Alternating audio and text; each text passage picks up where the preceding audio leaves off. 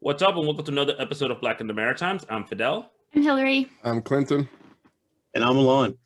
And let's start with some good news, I guess, because I mean, somebody has a lot to say about this, but it's kind of celebrity news. So let's start with some good stuff. Naomi Campbell had a baby.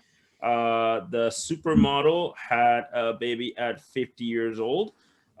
She wanted a baby for almost 10 years. Actually, she had it at 51 years of age, to be honest. So she had a baby, said that it's a blessing. Congratulations to her. I mean, it's surprising that she had a baby now, but I could see it because she had a very large modeling career. So, Hillary, we discussed this topic behind the scenes. Yeah. So let us know your point, because I mean, I definitely I had to ask you, like, what's the angle here? Because I was like, okay, she had a baby, cool, amazing, but you had something to say about it. So go. So okay, the reason I have a lot of feelings about this is because my mom went into labor on her 43rd birthday. She is now 70 with dementia, and it didn't go very well for us. A mom having a baby older. Now, I understand that Naomi Campbell, one, has a whole lot of money. So if anything were to go wrong, that kid's life is secure. Also, she seems extremely fit. She has this career. Like, it's two completely different lifestyles. I still find that having a baby at an older age is still just selfish, because I don't think that people understand the type of, like, the kind of pressure that women put on themselves as they're growing up. Like, I personally, at this day and age, in this very moment, feel pressure to have children, because I don't know if my mom's going to be alive tomorrow, because of, like, dementia is unpredictable, and my grandmother died of it and my aunt died of it. And so I panic often about what that reality looks like. I didn't think she'd be able to come to my university graduation. I don't know that she'll be able to come to my wedding. And again, I'm not saying that, like, Naomi Campbell's life is going to fall apart and she's going to suddenly become ill. But when you have a kid at 50, I don't know if you're thinking about long term what that's going to look like. If her daughter doesn't have a kid at my age, then Naomi Campbell is going to be a grandmother at like 77 and have to, like, help her daughter through that. Like, it's just, I find it extremely selfish. I don't think that it necessarily sets that kid up. Again, it's different. She has a lot of money, so I'm sure that kid will still be set up for success, but also a lot of, like, I think, trauma and stress. Maybe it's just me, but that's how I feel having an older mom. I think about it all the time, that she's going to die and I'm not going to be prepared for what that looks like because I'm only 27. Okay. I mean, again, I'm going to let other people, because I mean, for me personally, and I could just say, I mean, she's not the only one that has happened. Famous people like Janet Jackson had a baby at 50 years old as well. I think Cameron Diaz had a 50-year-old. Sandra Bullock adopted a black kid, like at 45 years old. So I'm not really sure, but I mean, Alon, what do you think of this? Oh, wow. I was never a Naomi Campbell fan when I was growing up, but yeah, she's a supermodel. She's a beautiful woman. I think that I see where Hillary is coming from. I do feel that Hillary's projecting a bit of her own life onto this. I think that in a society like you did say, Hillary, that has a lot of pressure on women, and the biological clock nonsense and all that, I think it's quite encouraging that women who are financially able are waiting to have careers and then have kids when they're good and ready. That's the whole point of kind of what the women have been pushing for, right? Not being forced to have kids between 18 and 25, that they can have a career like she had, a long career. And she's been trying for 10 years. So technically, if she was successful, she would have had the kid at 40, 41. So I commend her for, having her career, for figuring out, okay, now is the time, putting the and having the kid when she was ready, not when society said she should have had it, et cetera, et cetera. So I do see this as a positive thing. I do see where you're coming from. Like, my parents were mad young when they had me when they were 20, my sister at 22. like fresh out of high school, here I am, right? So like I get what you're saying in that regard, but I think also the reality is that whether you have your kids young or old, no one knows what's going to happen. Like my parents died before they were 50, right? So there I was in my early to mid 20s with no parents, right? With that so it doesn't make it like if something's going to happen, it's going to happen whether it's your 20s, your 30s, your 50s, right? And so you're going to have to deal with that loss at some point, whether you're a child, a teenager, or a grown ass adult. My parents barely saw my son. He was very much an infant when they saw him, and that was it. My mom never even got to hold my son because we were here in Canada. And so it's like, you know what I mean? Like, so there are things that I deal with. My parents, like I said, my mom died before she was 50 of breast cancer. So all I'm trying to say is that shit happens, whether you're 50, 60, 70, 90, or 20. And so I'm saying, listen, I respect your point of view. You're living it. You're a woman, you see it, and I totally respect that point of view. As a guy who is not carrying a child, will never carry a child, the fact that men are able to have kids and impregnate women to the day they die. You know what I mean? There's no limit. No one's saying, dudes, oh hey, you're 60. No one's calling Rod Stewart fucking icky and gross and selfish, and he's constantly banging out kids, right? Like he constantly marries models and has kids all the time, and he's like what, damn near 80. And no one's saying, hey, Rod Stewart. No, he's old. He's like in his 70s, I think. And Rod Stewart's still marrying models and having kids. Like he's just, you know what I mean? Like they're it's like what was that that Playboy model who married that old ass 92-year-old guy? I forget her name. But anyway, they had a kid. Anna Nicole Smith. They had a kid, and he was 90-something years old.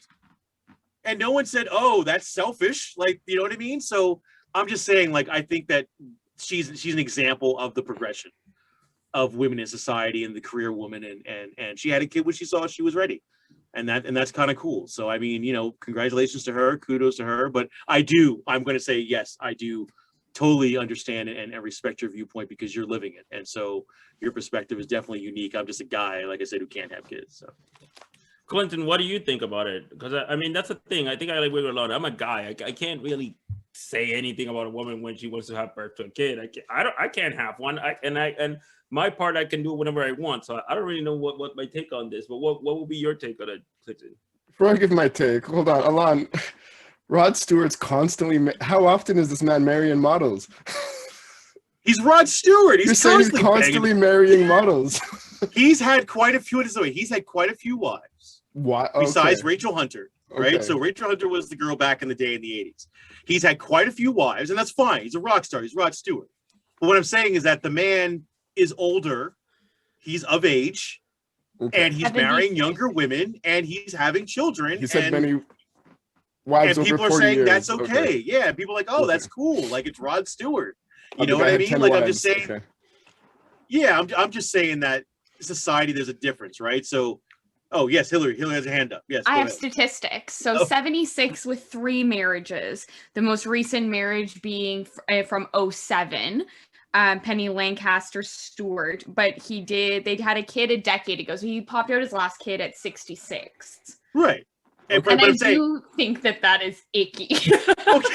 For the record, that's nasty. But I'm just saying, society's not saying, hey, what are you doing, Rod? Right? Like no one's calling him on that, right? So I mean, I want Clinton to say his opinion, but yeah. I think that there's a conversation in that about like paternal versus maternal roles and the idea that the mom has to be at a certain health to like carry the baby to term and then take care of it. And we default all of those things to women, despite us knowing that men want to be implicated in their kids' lives. So popping out a kid at 66, if you're Rod Stewart, you're not the one literally pushing the baby out of your body. So I think that there's just like a disconnect there between how healthy we want the men to be versus how healthy and young and vibrant we expect the women to be, because we see them more as like the actual caretaker and life giver as opposed to just the like fun haver that leads to the child. But I will give a funny thing.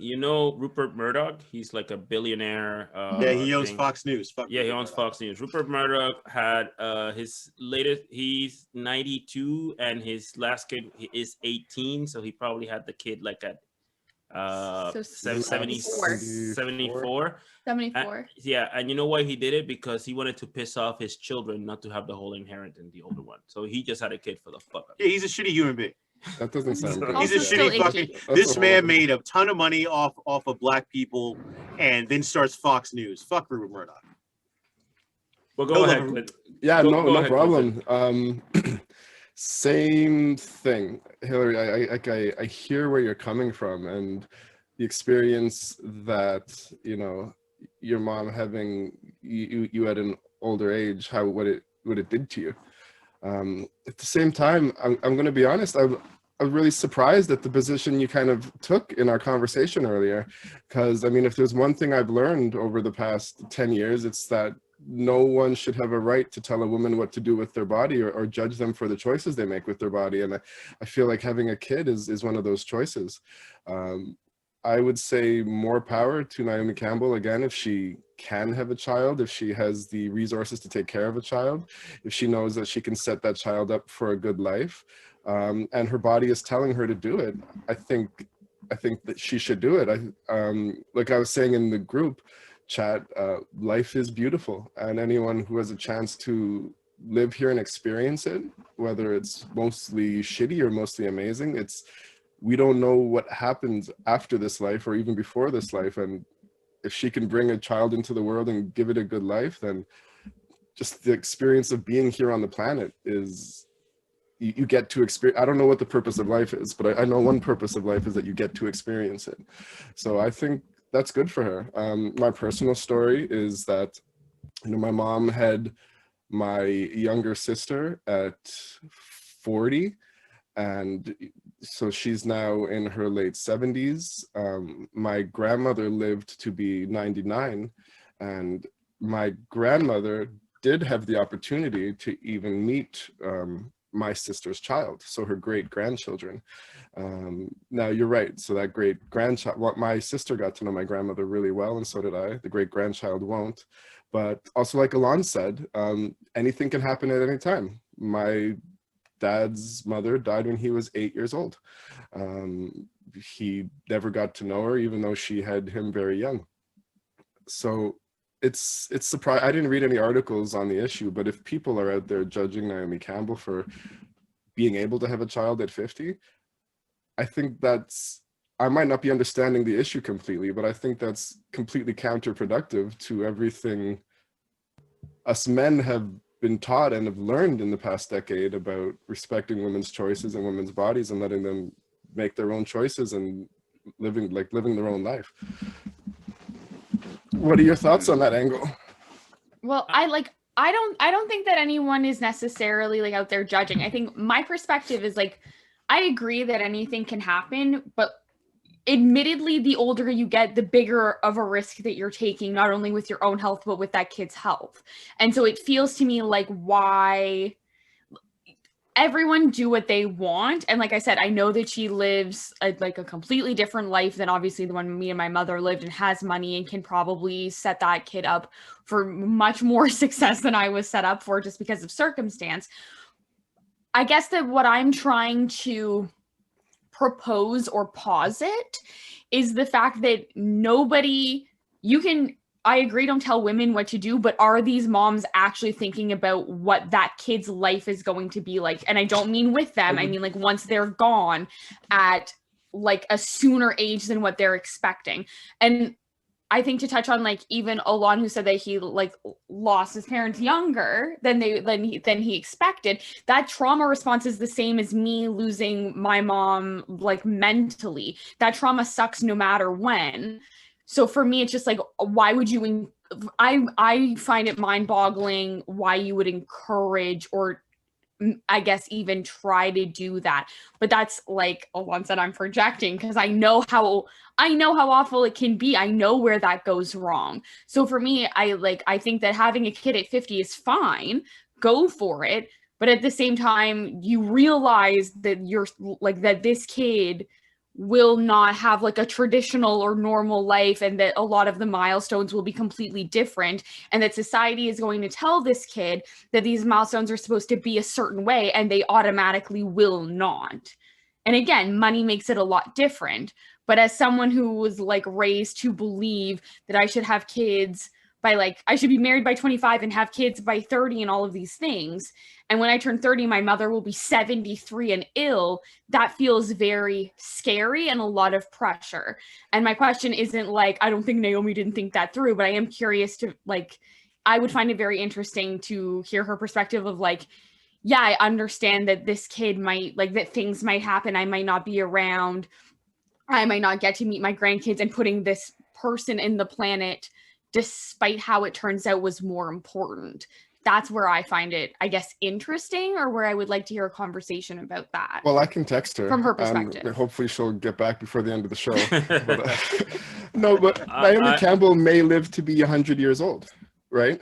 And I think that sort of pressure nowadays, that pressure nowadays to have children young, I think that's a small town mentality. I don't think you see that in the big cities. I think that concept is, there might still be the pressure, but I think that concept's out the window. I think there's another bad concept in place, is that women should go to school, and men and women work focus on their careers until they're in their mid-30s and have kids. I don't know if that's a good idea either.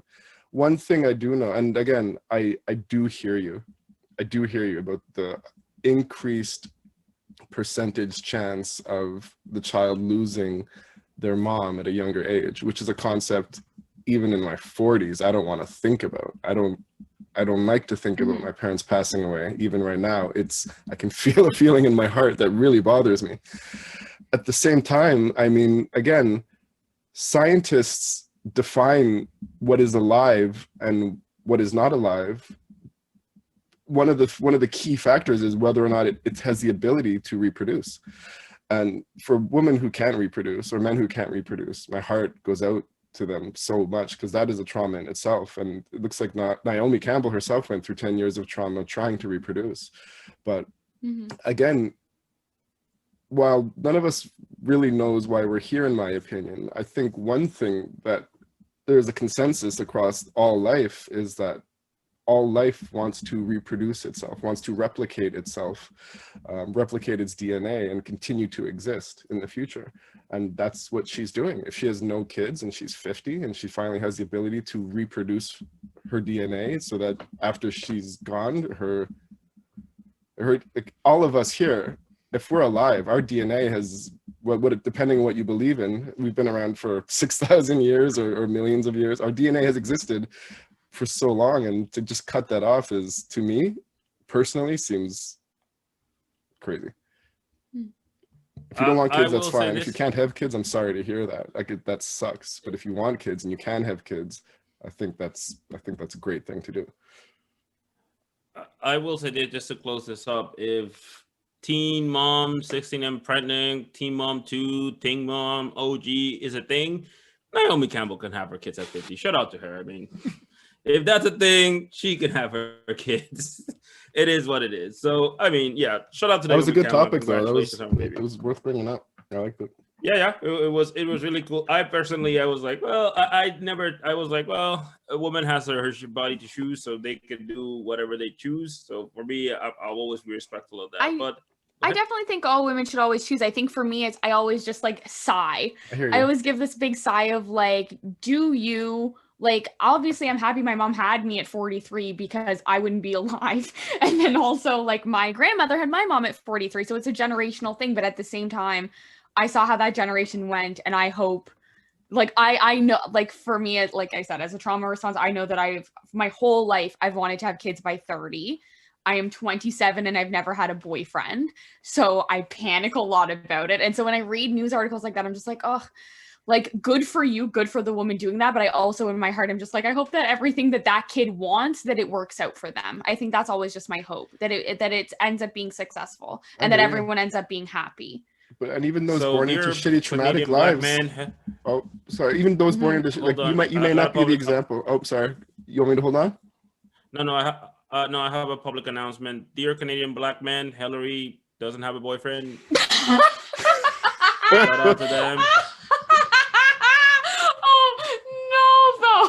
Facebook ad. First of Facebook all, ad. if you're a woman, first, I think I need to branch out a little, because no offense to men, but y'all been disappointing me for a decade. Have you dated black Canadian men? No, have you read my blog about my internalized racism? Do you not read my own blog? I read some of it, but again, I can't relate. Again, I'm a guy. I can't like if as a guy, I can't be like, oh, this is like again. I don't even know what a woman goes through, and I can't even relate. To be fair, I didn't really date until I got here, and then there was a pandemic, so I wasn't supposed to be dating. And the one black man I like entertained basically tried to force me into sending him nudes, so it didn't go very well. There's a dating woes video about it, but like I have not had any good experiences, and I'm too intimidated to talk to women, so it's going to be me and my cat. Okay, well, you guys know. What I was gonna say though is like even some kids who grew up with horrible circumstances. I mean, look at all the things you're accomplishing right now. Like you're taking all that past pain and trauma and you're using it to do amazing things. So thanks, guys. Even in your circumstances, right, so it's good that you're alive. We're gonna jump to another topic now, and this is still in the celebrity thing, the celebrity aspect. I will say this: I've never been a fan of this guy. I think I will never be a fan of this guy, Joe Rogan. Joe Rogan, the famous podcaster. He was in his Joe Rogan Experience show that gets 11 million listeners. I think he probably could be the biggest podcaster in the world. He could be. I think he has the numbers to do. He just said, and I won't put the headline so it doesn't look clickbait. I will verbatim repeat what he said. He said in a conversation with a guest, which was another white guy, says they were speaking about woke culture, and he said, "You can never be woke enough. That's the problem. It keeps going further and further and further down the line. And if you don't get to the point where you can capitulate, where you agree to all of these demands, it'll eventually get to straight white men are not allowed to talk because it's your privilege to express yourself when other people of color have been silenced throughout history." Okay. All right. Wait, I get everybody has everything to say, but Alon's going first. I take it. Yeah. You can go first. I can close it out too. Okay. Again, I don't think anybody... I know Hillary has the again, hold on. Let Fidel finish setting it up, though. Let Fidel finish setting it up. I don't think anybody in this podcast is a Joe. I don't think anybody in this podcast is a Joe Rogan fan. Because basically Joe Rogan is the guy that says, "I'm not racist. I have black friends, but I say a lot of racist things." I think that's pretty much what Joe Rogan is. And again, if you're a person of color, you notice that right away. But if you're a white person, you would never notice that because it doesn't appeal to you. It doesn't happen to you. But he has got quite some backlash. And again, I want to be as transparent and objective as possible, but it just doesn't seem to be objective for him. So, I mean, I know we all have a lot to say. So I will start with Clinton first, and then we'll go and see what everybody else thinks. Go ahead, Clinton. I don't have much to say because I've never listened to Joe Rogan once in my life. And plus I talked a lot in the last segment, but I mean, that's ridiculous. There is a point where you can stop having to be woke. That's when equality happens. Everyone is treated equal and has equal treatment under whatever country they're in, under the law, blah, blah, blah, et cetera, et cetera, et cetera. I don't listen to Joe Rogan, I never have. But what he said is obviously stupid and ridiculous. And I will continue to not listen to him, I suppose. That's it. All right, Alon, go ahead. Take it away. All right. So, listen, first off, fuck Joe Rogan. I don't give a fuck how much money Spotify pays you. I don't care how many listeners you have. And I know people who love Joe Rogan. Joe Rogan will forever be the Fear Factor host. Like, I don't give a fuck what kind of beard he grows. I don't care how bald he gets. I don't care what happens. He will always be the Fear Factor dude standing there telling you to eat these worms for money, right? That's Joe Rogan for me. Oh, he's not funny. He's not a funny comedian. He's not a decent human being. The problem with Joe Rogan is that he is the embodiment of your average middle-aged white dude. And middle-aged white dudes feel that they need to be assholes and be inappropriate because they think that makes them edgy and makes them cool in some weird fucking alternate universe. And like Fidel said, you know, he's one of these dudes who wants to kind of, you know, put disclaimers before he does fucked up shit, as if that makes it okay for some strange reason. And the whole thing is, and I did a second thought episode on the whole woke culture thing, if anyone cares to check that out, where I really kind of go off on it. But the fact of the matter is, like Clinton said, when will it be to that point when you're woke enough when equality happens? And the thing is, listen, anyone who aspires to be like Joe Rogan or listen to Joe Rogan, do not follow Joe Rogan. Much like Alex Jones, do not follow this man. This man is going to lead you down a deadly path.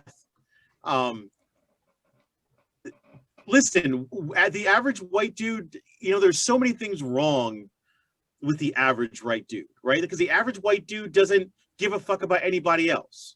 And the fact that average white dudes now feel like they need to, you know, watch. Listen, I don't care. I don't care. Right? Like, you want to be mad because you just can't say what you want, do what you want, act how you want anymore? And you mean your reign of terror is coming to an end? Like, I'm sorry, I don't feel bad for you. I don't feel bad for you. So either you adjust and get on the train or get run the fuck over. I don't know. There's no other option here, Joe. There's no other option here. And if you feel that your life, your fucking privileged life, which I'm not going to say you didn't work for, but if you feel that your privileged life is now all of a sudden coming under attack and being threatened because you now have to be cognizant and can no longer claim ignorance when it comes to saying racist shit, sexist shit, you know, you mean to tell me that this whole, and the thing with Joe Rogan is that he wants to act like he's woke, right? Because he'll have episodes where he wants to act like he's woke, right? And I refer to experts and, like, you know, I don't know everything, but like I just want to put out these different, you know, ideas. So you want to claim you're woke in one end, but then complain on the other end about being too woke because you can't make dumbass fucking racist jokes or gender fucking, you know, shitty jokes anymore. And now all of a sudden the world's supposed to come to an end and we're supposed to feel sorry for you. I don't feel sorry for you, Joe Rogan. I don't feel sorry for anyone who aspires to be you or act like you. I do not feel sorry for you. I just don't. And you know, honestly, it's a dumbass statement from a man who is just a shitty fucking person at this point. Shitty fucking person, because he goes ahead and he fucking wants to go ahead and, like I said, piggyback off of being woke to get a certain audience, and then now he wants to cater to, you know, this audience of dudes who feel like, oh, they're being oppressed and being, you know, being abused now all of a sudden because they need to watch what they say and change their train of thought.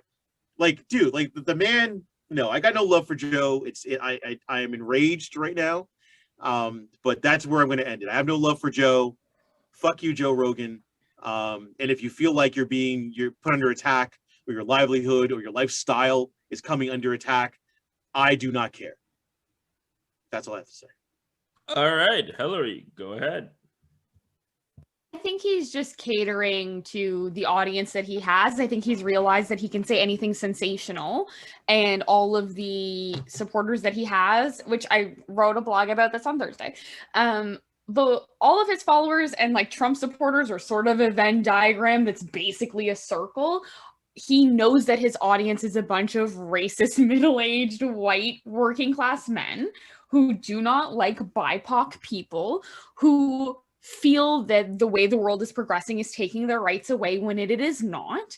And of course he's going to say stuff like that. But the problem is that it in a very similar way to Donald Trump incites more hatred and incites more racism, but you cannot be racist against the oppressor that is the white man. The whole point of a racism is that there is a bigger group of people inflicting that type of hatred onto smaller groups.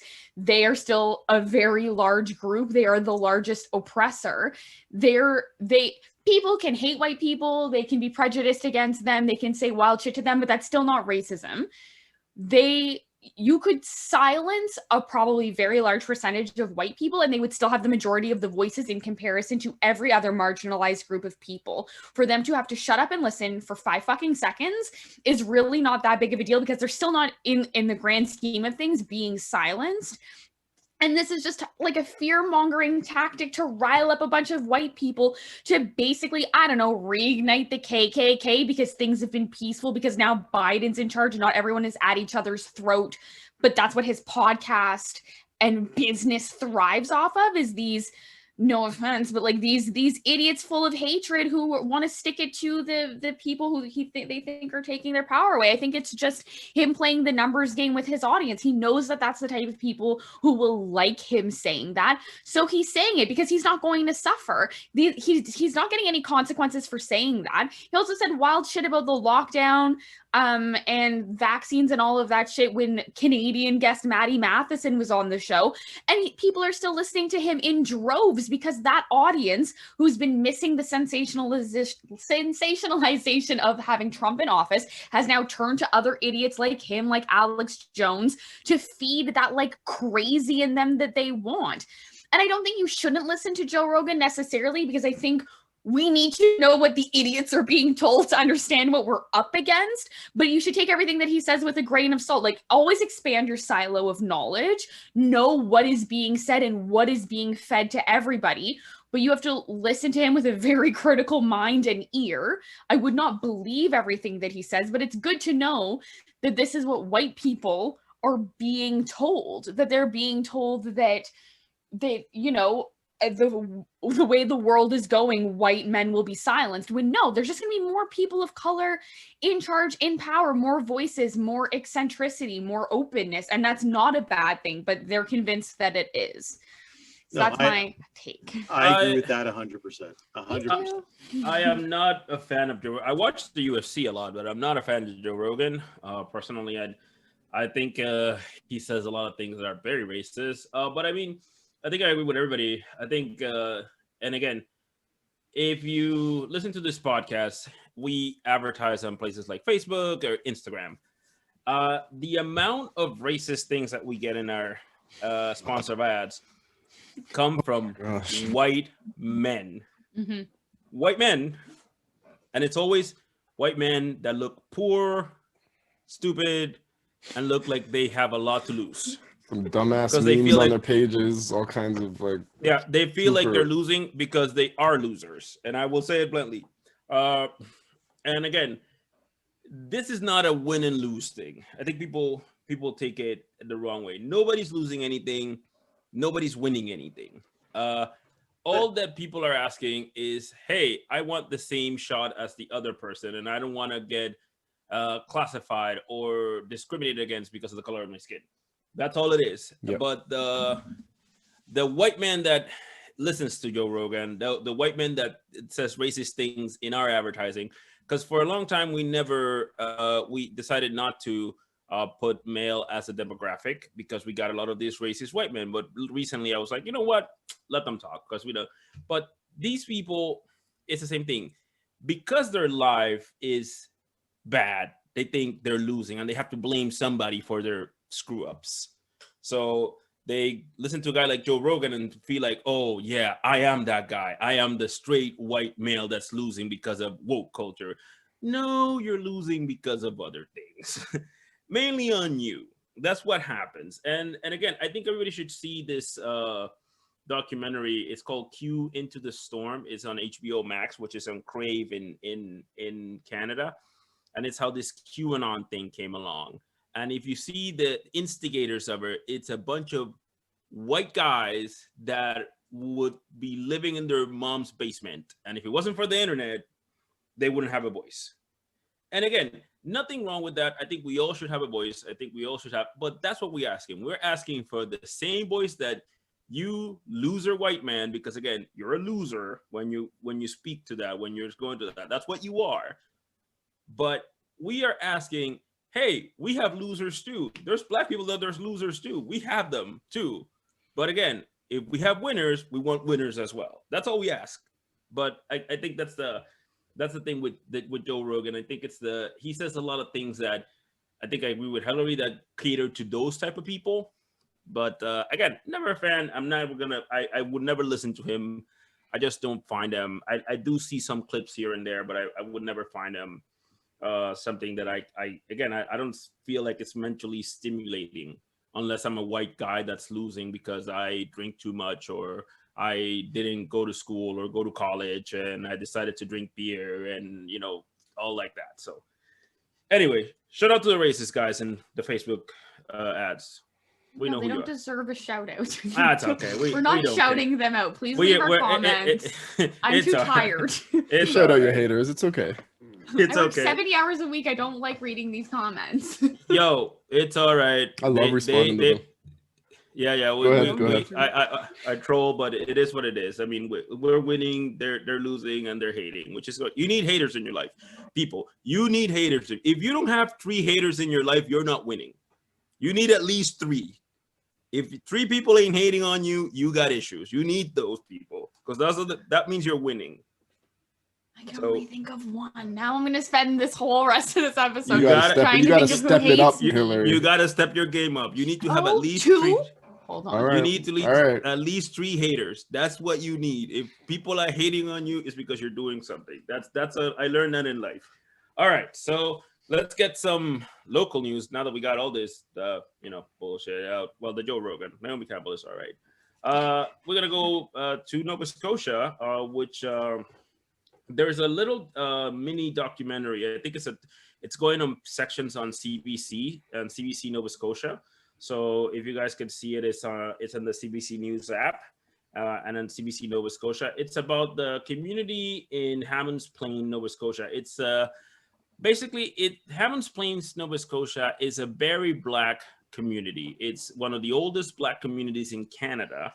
I think there has been up to 6 or 7 generations of Black Canadians. It's a very rural space. It's outside of Halifax. And right now, if you don't know, the Maritimes are booming. People are trying to run out of this COVID, and with remote working, people are moving to places like PEI, Nova Scotia, and New Brunswick, and cities like Halifax. The real estate market is incredible right now. So a lot of developers are going to outside the city, which is normal, to develop more areas of people that want to live.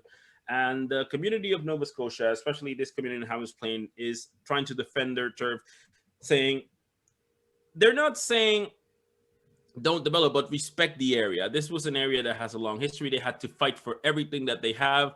And they are afraid, with the reason that it probably is going to be gentrified, or it's not going to be respected as a Black community, because again, it's people are moving, people are getting in, people are getting out. So eventually that happens with everything, that communities, they change, they develop, but the Hammonds Plain community is trying to get this. Again, you can see this video on the CBC. I found it pretty interesting. So I don't know, Hillary, you watched it. What did you think?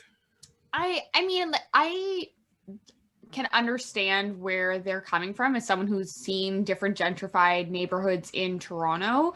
I understand wanting to preserve what you have. I understand, when you work so hard to cultivate a place, and then because of the pandemic, it starts to shift really, really quickly. And with the real estate market, and even here, I know in my neighborhood, a house sold for over like $250,000 in asking. So I know that like the real estate, granted, I'm a baby and I don't understand a lot of the adult things. I understand that it's crazy and stuff right now, but I would have a hard time with that too. I would have a hard time being concerned that things are going to change drastically in this neighborhood. An area that is primarily Black is going to shift into being like changed by white people, like a lot of things are. I guess in a way, like you said, Fidel, everything sort of changes over time. So I don't know how long they'll be able to prolong it, but I hope that they are successful. And I mean, you can't necessarily keep white people out, but in keeping a lot of the like landmarks and the way that they have it the same, if that's their goal, I support them. Alon, you are from New York City, and this happened in New York. This is there's been documentaries, there's been articles about gentrification in New York, and this happened to places like Harlem, which were pretty Black communities. This happened to a lot of places in the United States. Did you see that in New York, or were you out when that happened? No, that was before my time. But actually, you know what? The Harlem thing was before my time, but the Brooklyn gentrification was during my time there, when all of a sudden you have all these brownstones being renovated and going for ridiculous price. They were bought super cheap, they renovate them, and because it was close to Columbia University or whatever the case was. So it is an issue. It is an issue.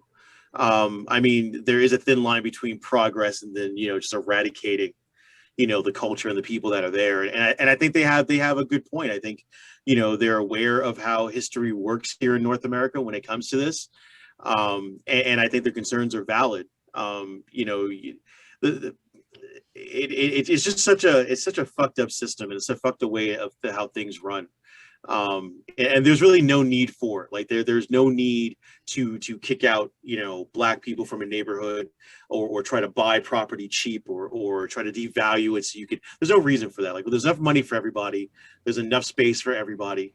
But I really I wish them well, and I hope that they're able to either ward it off, or at least get it to a point where there is, like Hillary said, a balance between their culture and their heritage and the progress that people are trying to develop there. But I have seen it happen, and usually it's not pretty. Usually you get rid of all. I mean, if you look at Harlem, and even look at Brooklyn, it's it's nice, it's pretty, but it damn sure isn't how Brooklyn was 40, 50 years ago.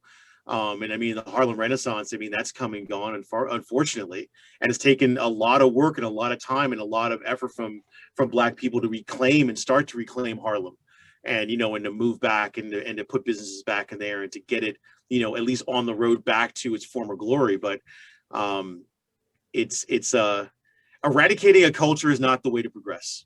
Point blank, period. Right? That's not the way to do things. But again, unfortunately, the white men, and I know people are like, oh, you keep saying that about white men. Listen, these motherfuckers just they're virus, they're disease. They just come in and they just fucking eradicate. Like, why do you need to come in and eradicate everything? People, culture, food, everything. Like, there's no reason for all that. There's enough room for everybody, right? You don't need to kill people and bring disease and all this other shit that you motherfuckers have done over the course of humanity. Yeah, so that, again, that's my take. I'm going off on a tangent. So I wish them the best. I hope they can retain their heritage and their property, and build their own and continue to keep their community. What about you, Clinton? What's your take on it? Oh, gentrification's a bitch. Like it is a complex topic, and even myself, probably without having done enough research on it, like I get these conflicted emotions about it, because yeah, we're all creatures of habit. We don't want to move from where we're from, where we've been, where we've set down roots and established ourselves. We want to have that heritage, that sense of longevity and belonging. At the same time, I do kind of like to see change and progress in neighborhoods.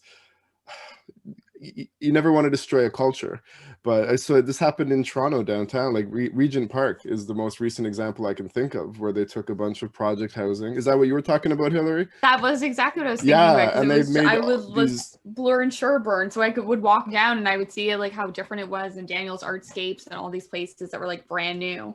So they disenfranchised people, and Black people in those areas were affected disproportionately. People who had a sense of community, who could walk down the block to their street and see, the same families and the same people that they grew up with 30, 40 years. Like, and now it's happened, and there's beautiful parks and nice buildings. So it's obviously bad, but in some ways, well, let me give an example. Like, gentrification doesn't only happen to Black people. It happens usually to poor people in poor neighborhoods and disenfranchised people. Moncton was horribly designed, right? You've got Main Street, and then you've got St. George, and those are both commercial areas. And then you've got Queen Street and Gordon Street, which is all residential. And that's dumb.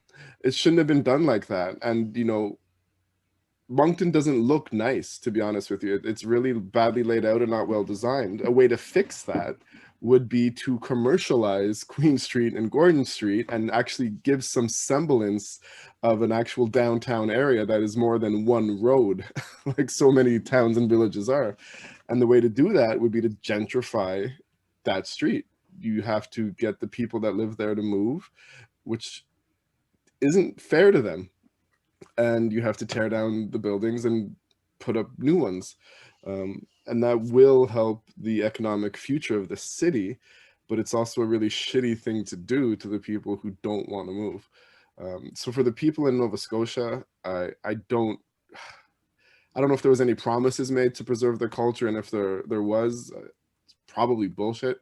I don't know if they'll get to keep their communities, and maybe if they'll build around them, that would be great. If they're trying to push everyone out, obviously that is a very sensitive subject for Black people in Halifax. Like, no one is ever going to forget Africville anytime soon.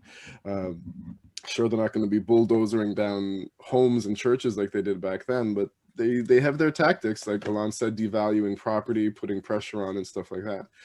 I don't know. I feel for the people who live there. I hope that there's a way to find harmony. To be honest, I've always thought of human beings in general as a virus. Like we physically resemble a virus spread out across the planet, like a virus spreads out through your lungs or your body, your immune system. I've always said all humans, but I don't know, Alon, maybe, yeah, you're saying white people.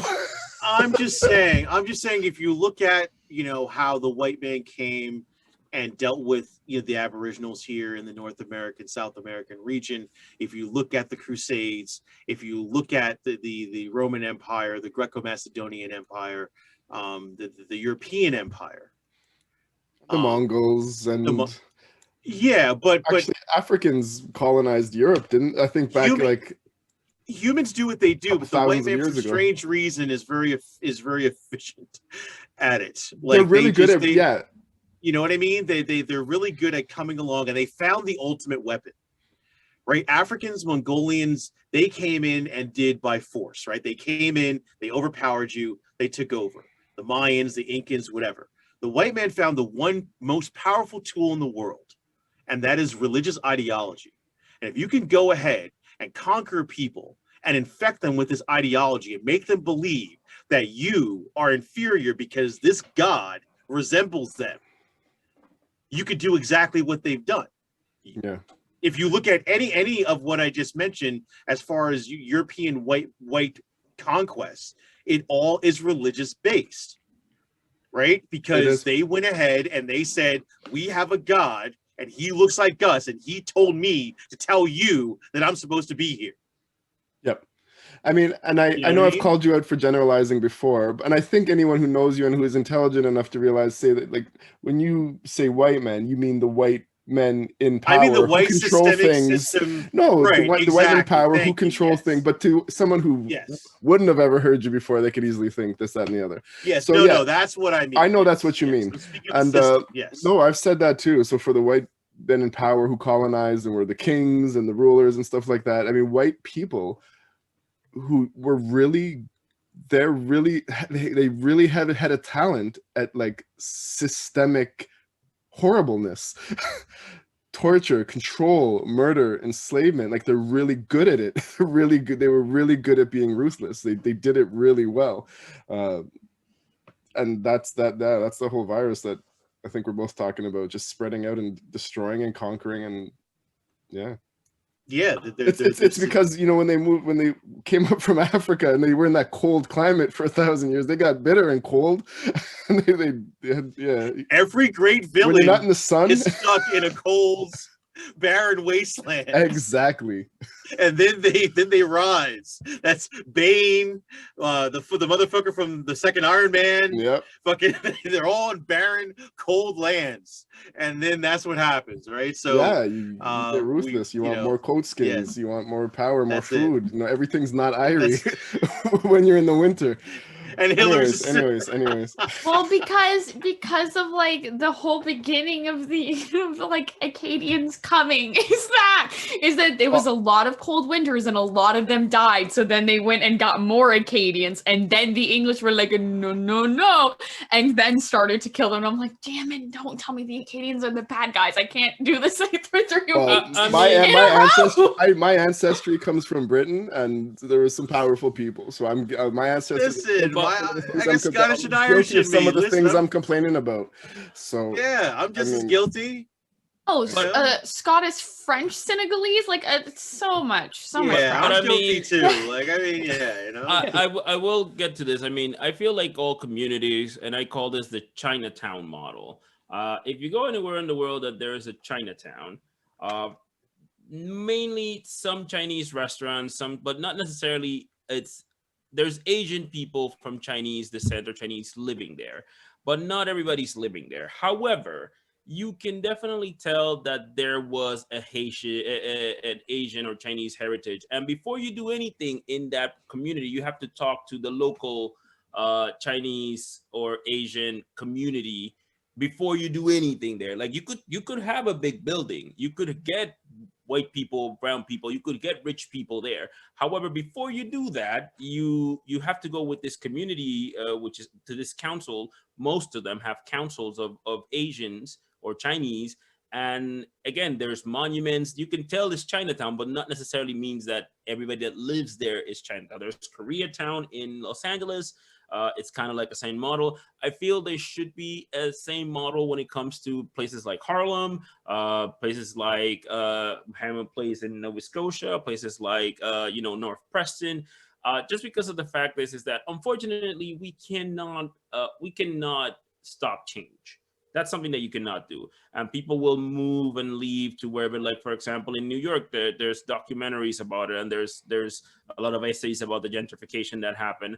But a lot of it happened because the people didn't buy the buildings when they were destroyed in the 70s and 80s and 60s, and they were dirt cheap. But because of lack of education, the people that lived there never bought it, which they could have the chance to do it, and they never did it. But also people started moving to places like Georgia or Florida, and that happens. That's something that lives happen. But we also have to think that there should be some type of like not there should be some type of history of the land saying like, hey, look, this is was a mainly black neighborhood.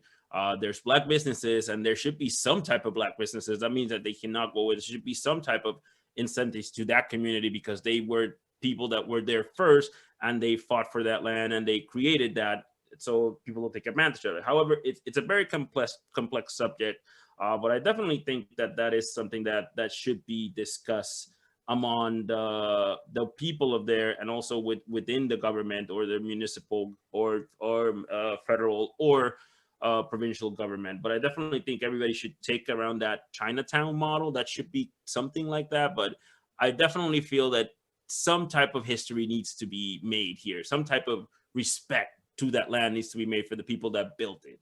How? Who knows? But definitely something should be made. But we're gonna stay with another Halifax, which is actually this Reverend, which I shout out to him, Reverend Leonard Anderson. He's actually from Hammond's Plains as well, and he's one of the people that is fighting to make sure that this gentrification doesn't happen, or at least it happens, or the changes happen with some respect.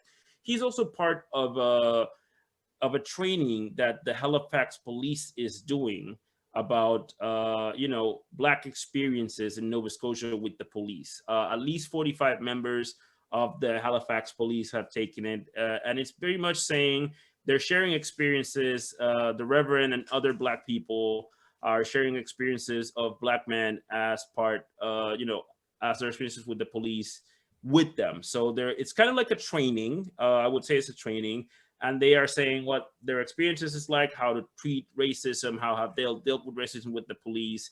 And definitely the Halifax Police Department, the chief he's encouraging this.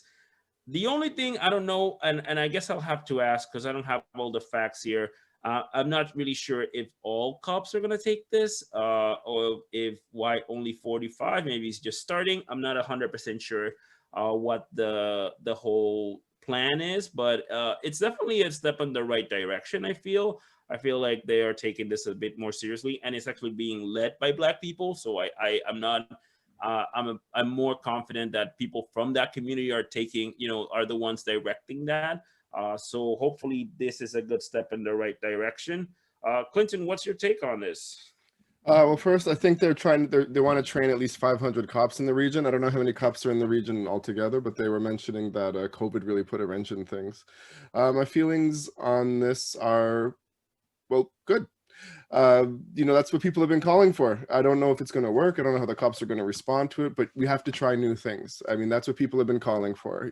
You have, defund the police, reform the police, reallocate the police. This seems to me like an example of someone trying to do something. They're using police funds and they're spending money on trying to get police to see things in a different light, to let them see things from the other side if they didn't grow up in these sort of disenfranchised communities and feel some of the pain and frustration and anger that Black people in these regions have been experiencing at the hands of police. It's like walk a mile in my shoes, like see things from my lens. It's good. It's not, we never know if something's good or bad until we know what the result of that action is. But I feel, like you said, Fidel, I feel it's progress to be trying something, to be doing something differently with the money. I've never necessarily, it depends on the community or the city or the region you're in. I've never necessarily thought that defunding police or getting rid of the police is definitely a bad idea, because all those hate groups that we talked about in a couple of podcasts, those 30 hate groups out there in Atlantic Canada, let's be honest, they got more guns than us, and if there were no police, they'd be on a rampage, right? So there's the good and the bad. I think reallocating police funds to trying to stop systemic brutality, police brutality, racism is always a good initiative.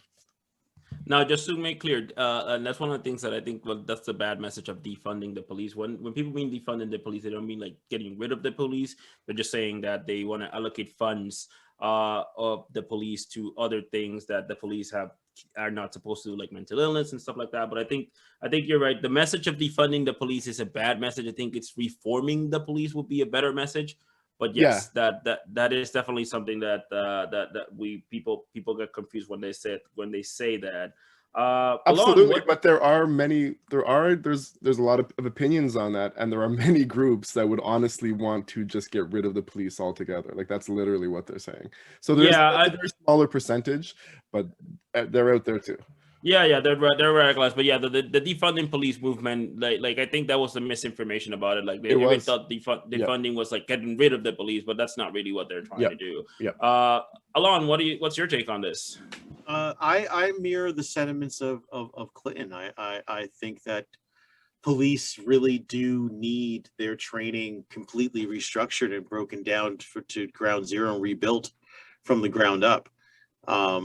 This whole, paramilitary mindset that police have and the disconnection that they have of the communities is way too apparent and way too obvious. I think the whole way they do it, especially with the RCMP, they like to, station guys outside of their communities. So I guess they're figuring, well, if they take you from one community to another where you're not from, then I guess you can be objective and blah, blah, blah. But I think there's a lot to be said for having police who are from the community that you're policing.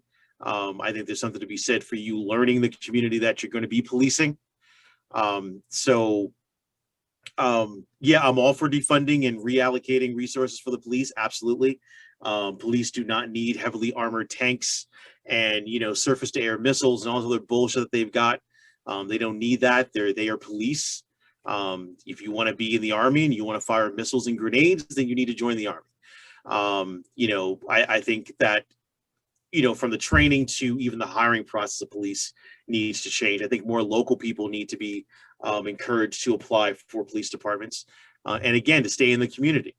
That's how you avoid a lot of misunderstandings and you avoid a lot of just dumbness, really. So, I mean, kudos to them. I hope that the training is not just some bullshit, 3-hour video or, 1-day course on like diversity and inclusion. I hope it's something that's going to be actually a bit more tangible and a bit more life-changing than that. And if it is, then that's a beautiful thing. And hopefully Nova Scotia sets an example for the other provinces here in the Maritimes to get their shit together and take it seriously, because I just feel like the RCMP here in New Brunswick, namely in Moncton, is not taking anything seriously, from inclusivity to being more diverse to dealing with immigrants fairly to even their own fucking sexual misconduct scandals. So they really need to have their ass checked and reevaluated as well. So hopefully Nova Scotia sets a precedent and it trickles down. Hillary, what's your take on it? I agree with what everyone is saying. I'm part of the defund the police, i.e., reallocate funds to mental health services camp. I think that that's extremely important.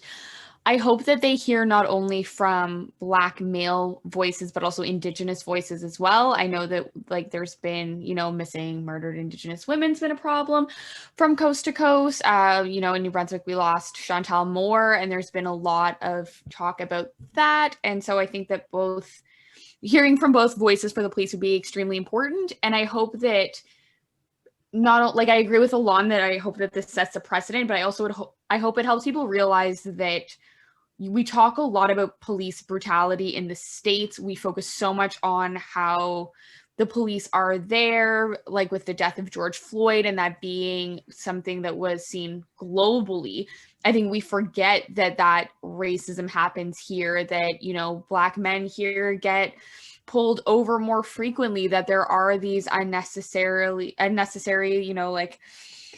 car checks and all of these different things that are microaggressions, macroaggressions, simply just racist behavior from the police force here in Canada. And it's not an American thing, even though they seem to have a bigger racist issue, because I think we watch their news more and we're more accustomed to American stories. It is here as well. And I think that if Nova Scotia is going to start doing something, I hope that something's done coast to coast so we can start to see change in our country as well. Now, I have a question for all of you. Now, this is only in the Halifax Police. Now, if you know, we're all live in Canada. There's city police and there's the RCMP, which is like the national police. That's what we would say. Do you guys think that training should be done within the RCMP mostly? Because again, some people have city police or regional police, but most of the incidents that happens from places like Halifax has a Halifax police, and there's history of that. But a lot of the incidents that happen nationally is with the RCMP. What do you guys think of maybe this if this works? Should you think that this should be something nationally done, or you think that every region should have different ways? Because again, places like Manitoba that has a lot of First Nations may have to have a different program. So I don't know exactly what your take would be on this. So let's start with you, Alon. Absolutely, RCMP. Like I just said, the RCMP needs to be checked. They're running rampant. They've been running rampant. They clearly can't police themselves, as no police department can. And yeah, this needs to be, I feel this really needs to be a nationwide law enforcement change that hopefully goes well and it's done nationwide. There's, when you have communities, again, like I said earlier, that don't have police from the community, and you're not, training these officers to properly police these communities. And when you have officers who are not taking minority issues seriously, that is a huge problem. Police are not just there to be at the beck and call of white passing individuals. They are there to protect people. And yes, we can go into the whole origin of police, but we're not going there. We're doing the modern term. You're supposed to be there to protect and serve. You're supposed to be there to protect your community, serve your community. That does not mean you neglecting missing and murdered Indigenous women. That does not mean you, disproportionately targeting Black and brown men. That does not mean that you ignore or figure that domestic disputes are not serious or an issue because it's an immigrant couple or a Black couple. If you're policing, you're policing. And so yes, I do feel that the RCMP needs to have something in place and take a cue from this. City police is cute and that's great, it's happening, but the RCMP as a national organization definitely needs to be overhauled, and their approach definitely needs to change. And they need to set an example for city police. It should not be the reverse like we're seeing here, where the city police are being more progressive than the national police force.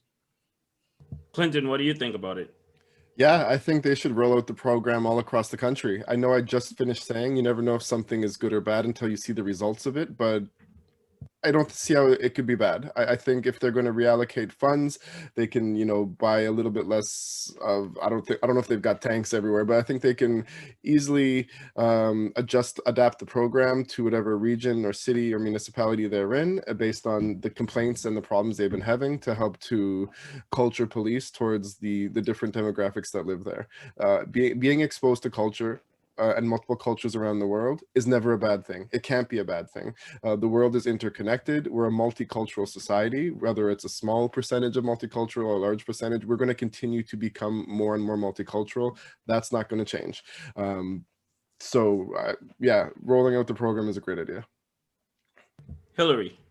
I also agree. I think that, with more knowledge of more cultures, like Clinton said, comes more empathy. How can you police and protect and serve groups of people that you don't understand, that you don't know what they're going through, that you don't understand their trauma responses with the way the police have treated these groups of people in the past?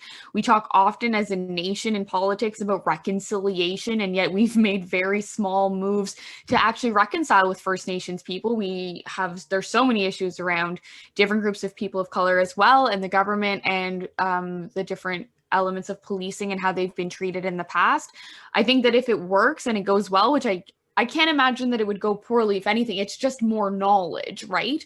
So if it's only going to contribute to more progress, I think it should definitely be nationally done, 100%. All right, so I think this is a step in the right direction, and hopefully we'll be able to see more of that. I definitely feel like we should have some type of reform of the police, especially in Canada. But we always look at the other side of the coin and we see like, oh, it's bad there, but it's kind of bad here too. But we don't talk about it as much. So with that, we're going to wrap this up. Again, guys, don't forget to check us out on any social platform. Please comment and rate this on Apple, Spotify, Stitcher, wherever you get your podcast. Like us on Facebook, Instagram, TikTok, Twitter, we are getting the Twitter thing. Hillary's kind of getting the Twitter thing there at Black in the Maritimes. Again, don't forget to check us out. Please check us out on Patreon or PayPal if you want to donate. That definitely helps the show out. And you guys have anything else to say? I would like to say, because I've decided to keep an eye on this, it's been 2 weeks since they've closed the applications for their racism commissioner, and we've heard nothing. So I think every week I'm just going to give a little update on where we are, because I'm so interested in how much time they're going to take deciding on the person, since there's an end date, and I just can't get over it. Also, like, crop area on everything. Oh, since this comes out on Wednesday, I will be participating in a panel en français about feminism with the group of New Brunswick feminists. It's just a very chill conversation with another woman of color who's actually a female plumber who's working in that industry, and a French UDM student who's also making waves in her faculty. It'll be from 6:15 until 8. That's Atlantic time. And it's completely free. You just have to go to the page to sign up. I think that's it. That's all about me, gentlemen. Oh, check out my band Echo 7. Still waiting to tell everyone the big news that I have, and I can't, because certain powers that be are not letting me. So I have to wait, and it's very, very hard to wait. But we have to wait. So I'm supposed to get a call or be on a call sometime, either Sunday or Monday, and hopefully everything is in place, and then I can go ahead and do the big social media thing. But for now, check us out on Bandcamp, Apple Music. You check out us on Instagram at _Echo7. Same on Twitter. Same on Facebook. We're everywhere. Buy some merch, listen to the music. That'll be great. Thank you. Clinton? Ooh, the intrigue. Oh my goodness. What's this news Alon has coming? The build-up, the suspense. I can't wait to hear that. Well, thanks for listening. I guess check out the Salon the app, lsdbeauty.ca. This is kind of a promise to myself, because just to kind of push me along here. So, what I've been doing for the channel and the podcast all these months is, you know, resharing a lot of articles and content and memes and giving my opinions on things and yada, yada, yada. But I'm going to start coming out with my own content too soon, whether it be articles or blogs or video content. I've been working on that behind the scenes. So this is really not really an announcement as much as a recorded promise to myself to get something out, to just break that ice and start. And yeah, so hopefully we'll be seeing something soon. All right. Hopefully that we see that. I can't wait. So all right, guys. Peace. Bye.